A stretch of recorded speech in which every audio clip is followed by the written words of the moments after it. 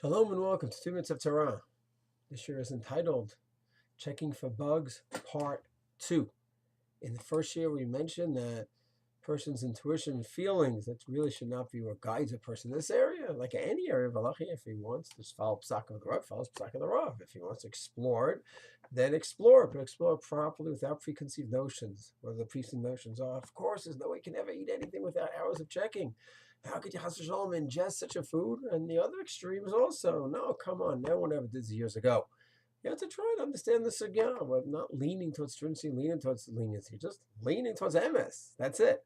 So we saw in the beginning that the right to halachas is two major stringencies by bugs, insects, creepy crawlies. One, there can be multiple isurim, multiple lavim, multiple sets of makot lashes for eating a bug, depending on which bug it is. And the second is that if you eat a complete bug, even if it's less than a kazayit, it's less than a kazayit, less than an olive, which normally less than an olive you don't get lashes. Here you do get lashes.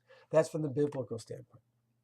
But if we would continue on the biblical track, then what would happen if a bug gets into a vegetable or into a food? So you have the regular rules. You have bittul barov, you have bittul b'shishim, 1 in 60. So you would have the normal rules of bittul that would apply. And however one would understand the halachas of bittul, when we say bittul, that it's nullified in shishim, when it's nullified in rov, that's what you learn. The halachas in Yoredeya and Kufyud, Tzadichet, Tzaditet, it's the halachas of bittul. So therefore, the halachas of bittul would apply here as well.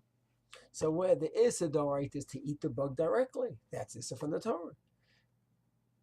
And therefore, if it's mixed up in a food, I would say that would be fine from the Torah law. Of course, one would have to identify the halacha of understand halacha of bittul. What does that mean, bittul? What if I see the bug is on the lettuce? I see it. So would I be violating from the Torah law? Would I be violating rabbinic law? I see the bug. Can I say that that's batel? Good question. But it's mostly academic, that question. Why? Because from the Torah law, there is a concept of bittul b'shishim by bugs. But from the rabbinic law, the Rabbanan went ahead and said, and this is in Yoredeya Siman Kof, Beria is filu be'elef is not batel. Even in 1,000, it's not batel, which would mean a bug gets into the cholent. So if a piece of treif got mixed up in the cholent, got all mushed up, milk gets in the cholent. Someone throws a puppy chow into the cholent, it gets all mixed up. It's fine, batel b'shishim. A bug, a tiny bug gets in, you don't know where it is, it's not batel. So it's Rabbanan. So, but the halacha is that's not batel. And the Taz explains, from the Torah, of course it is batel.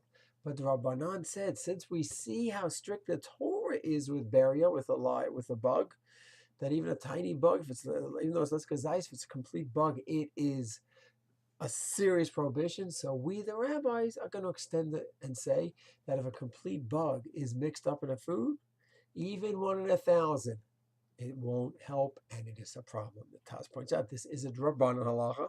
Of course, it doesn't matter Rabbanan for the Torah; it's prohibited. But if it's Rabbanan, then maybe safek to Rabbanan. If there's a rabbinic doubt, if there's a doubt about something, so a rabbinic doubt you can be making.